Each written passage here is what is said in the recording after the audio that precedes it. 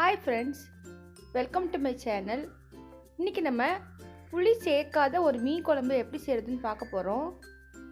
இந்த மீன் குழம்பு பார்த்தீங்கன்னா ஆஃப்டர் டெலிவரி பெண்களுக்கு தாய்ப்பால் சுரக்கிறதுக்காக எங்கள் ஊர் சைடெல்லாம் இது செஞ்சு கொடுப்பாங்க. ஸோ அதை எப்படி செய்யறதுன்னு பார்க்கலாம்.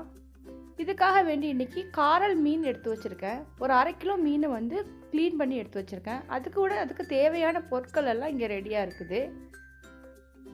காரல் மீன் பார்த்தீங்கன்னா சிலர் தலையோடையே போட்டு மீன் குழம்பு வைப்பாங்க. நான் இன்றைக்கி தலையெல்லாம் கட் பண்ணி இந்த மாதிரி க்ளீன் பண்ணி எடுத்து வச்சுருக்கேன். அப்புறம் இந்த மீன் குழம்புக்கு ரொம்ப முக்கியம் தேங்காய் பாலும் கறி மசாலாவும். கறி மசாலா எப்படி செய்கிறதுன்னு ஏற்கனவே நான் வீடியோ போட்டிருக்கேன். ஸோ அதோட லிங்க் நான் டிஸ்கிரிப்ஷனில் கொடுக்குறேன். பார்த்தீங்கன்னா இந்த மாதிரி ஸ்டோர் பண்ணி வச்சுக்குவேன். 1 மந்த் வரைக்குமே கெட்டு போகாமல் இருக்கும். ஸோ இதில் நமக்கு ஒரு 2 டீஸ்பூன் கறி மசாலா போதும். நீங்கள் பவுடராக யூஸ் பண்ணுறீங்கன்னா 2 டீஸ்பூன் எடுத்துக்கிறங்க. ஸோ அரைச்சி வச்சுருந்தாலும் இந்த மாதிரி ஒரு பால் சைஸ் அதுவும் ஒரு 2 டீஸ்பூன் இருக்கும். இப்போது மீன் குழம்பு தாளிக்க ஆரம்பிச்சிடலாம். ஒரு கடாயை சூடு பண்ணி தேங்காய் எண்ணெய் அப்படி இல்லைன்னா நல்லெண்ணெய் சேர்த்துக்கிறங்க. நான் இன்றைக்கி தேங்காய் எண்ணெய் சேர்த்துருக்கேன். அது ஒரு 3 டீஸ்பூன் சேர்த்துக்கிறோம். தேங்காய் எண்ணெய் நல்லா சூடாகவும் காஞ்ச மிளகா 2 கிள்ளி சேர்த்துக்கிறலாம். அது கூட பார்த்தீங்கன்னா 10 பல்லு பூண்டு தொலியோடைய தட்டி சேர்த்துருக்கேன். ஸோ 2 சேர்ந்து ஒரு செகண்ட் போல் நல்லா வதங்கட்டும். இப்போ இங்கே 3 பச்சை மிளகா, அது கூட பார்த்தீங்கன்னா 20 சின்ன வெங்காயம், கொஞ்சமாக கருவேப்பிலை, இது எல்லாம் எண்ணெயில் சேர்த்துக்கிறலாம். இந்த குழம்புல பார்த்தீங்கன்னா காரம் அதிகமாக சேர்க்க மாட்டாங்க. ஏன்னா டெலிவரி ஆன பெண்களுக்கு கொடுக்கும்போது காரம் சேர்க்காம தான் கொடுப்பாங்க. ஸோ இப்போ நம்ம ரெகுலராக நம்ம வீட்டில் இந்த மாதிரி செய்யும்போது காரம் சேர்த்து பண்ணலாம். ஸோ அதுக்காக தான் பச்சை மிளகா சேர்த்துக்கிறேன். நீங்கள் அந்த மாதிரி ஆஃப்டர் டெலிவரி நீங்கள் அவங்களுக்கு ரெடி பண்ணி கொடுக்குறீங்கன்னா காரம் சேர்த்துக்கக்கூடாது. இப்போ இதில் வெங்காயம் வதங்குறதுக்காக 1 டீஸ்பூன் உப்பும் கூட சேர்த்துக்கிறேன். ஸோ உப்பு சேர்த்து வெங்காயத்தை நல்லா வதக்கி விட்டுக்கிறலாம். நல்லா கோல்டன் ப்ரௌன் ஆகட்டும். இப்போ வெங்காயம் நல்லா வதங்கிடுச்சு. இதில் 2 பழுத்த தக்காளி சேர்த்துக்கிறலாம். இப்போது தக்காளியை வதக்கி விட்டுட்டு ஒரு 2 நிமிஷம் போல் மூடி வச்சு வேக வைக்கலாம் தக்காளியை. அப்போ நல்லா மசிஞ்சு கிடைக்கும் நமக்கு தக்காளி. இப்போ 2 நிமிஷம் ஆயிடுச்சு. நம்ம ஓப்பன் பண்ணலாம். தக்காளி நல்லா மசிஞ்சிருக்கு பாருங்கள். இப்போ இதை நல்லா மிக்ஸ் பண்ணி விட்டுக்கிறலாம். இந்த குழம்புல பார்த்தீங்கன்னா மஞ்சள் தூள் கொஞ்சம் தூக்கலாக சேர்ப்பாங்க. 1 டீஸ்பூன் மஞ்சள் தூள் சேர்த்துக்கிறலாம். இப்போ இதில் 1 டீஸ்பூன் மல்லித்தூள் சேர்த்துக்கிறேன். சேர்த்து நல்லா கலந்து விட்டுறலாம். இந்த குழம்பு பார்த்தீங்கன்னா ரொம்ப கலராக ரெட் கலராலாம் இருக்காது, ஒரு மஞ்சள் கலரில் தான் இருக்கும். ஸோ இப்போ இது நல்லா கலந்து விட்டாச்சு. இப்போ இதில் 2 டீஸ்பூன் கறி மசாலா பேஸ்ட்டு சேர்த்துக்கலாம்.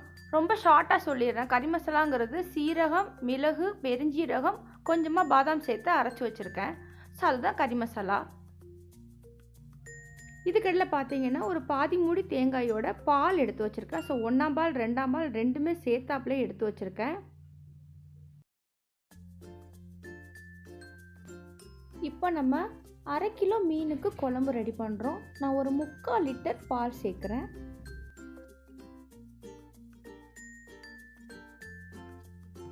இப்போ தேங்காய் பால் 1ஆம் பால் 2ஆம் பால் ரெண்டுமே சேர்த்தாச்சு. சேர்த்து ஹை ஃப்ளேமில் வச்சு நல்லா கொதிக்க விட்டுட்டு ஒரு லோ ஃப்ளேமில் 5 மினிட்ஸ் கொதிக்க விடணும். இப்போ குழம்பு நல்லா கொதிச்சிருச்சு. இப்போ ஓப்பன் பண்ணி பார்க்கலாம்.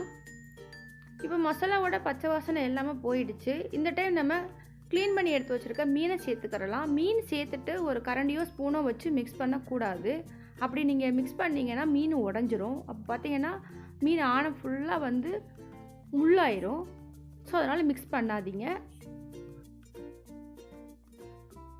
மீன் சேர்த்து ஒரு 2 நிமிஷம் கொதிக்க வச்சா போதும். இந்த மீன் குழம்பு பார்த்தீங்கன்னா நெத்திலி மீன், அப்புறம் காரல், அப்புறம் அந்த நகர மீன் சொல்லுவாங்க, அந்த மாதிரி சின்ன மீன்களில் தான் பண்ணுவாங்க. ஸோ பெரிய மீன்களில் இந்த மாதிரி குழம்பு வைக்க மாட்டாங்க. ஆனால் பார்த்தீங்கன்னா காரல் மீனில் தான் தாய்ப்பால் அதிகம் சுரக்கும்னு சொல்லிட்டு இந்த மீன் தான் அடிக்கடி ரெடி பண்ணி கொடுப்பாங்க. அதே நேரம் பார்த்தீங்கன்னா அல்சர் உள்ளவங்க கூட இந்த குழம்பு சாப்பிட்லாம். ஸோ காரம் இல்லாததுனால.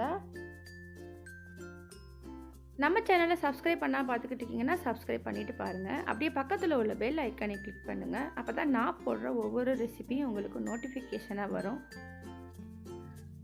இப்போ இந்த குழம்புக்கு நீங்கள் இட்லி, ரைஸு, இடியாப்பம், ஆப்பம் இந்த மாதிரி வந்து எடுத்து சைடிஷாக சாப்பிட்லாம். ஸோ ரொம்பவே டேஸ்ட்டாக இருக்கும்.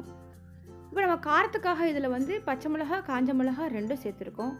சப்போஸ் நீங்கள் வந்து பத்திய குழம்பா ரெடி பண்ணுறீங்கன்னா காஞ்ச மிளகா மட்டும் 1 கிள்ளி எண்ணெயில் சேர்த்துட்டு பச்சை மிளகாவை சேர்க்காதீங்க. இந்த மாதிரி காரம் இல்லாமல் இருக்கிறனால இந்த குழம்பு சின்ன குழந்தைங்களுக்கு கூட நம்ம வந்து சாதத்தில் பிசைஞ்சு கொடுக்கலாம். ஸோ அந்தளவுக்கு ரொம்பவே ஹெல்த்தியான ஒரு குழம்பு ரெசிபி இது. ஸோ கண்டிப்பாக எல்லோரும் ட்ரை பண்ணுங்கள்.